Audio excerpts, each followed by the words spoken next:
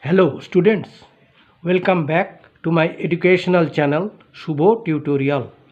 Today the topic of my video is voice change of assertive sentences. Today I have discussed all about present perfect tense and how to change them from active voice to passive voice. So without much ado, let's start.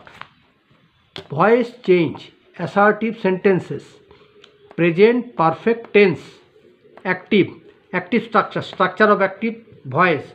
Subject, SB means subject plus has or have plus past participle of the verb plus OB means object. Passive voice subject, which means object of active, plus has been or have been plus past participle of the verb plus by object means subject of active. Change the voices from active to passive. Number 1, mother has blessed me. Me becomes the subject here. It takes the subjective form I, then I have been plus third group of blessed plus mother.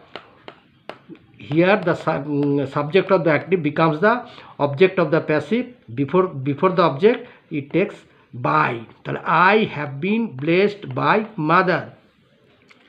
Number 2, Lippy has made this cake. This cake comes first, then has been. This cake singular number, so it takes has been.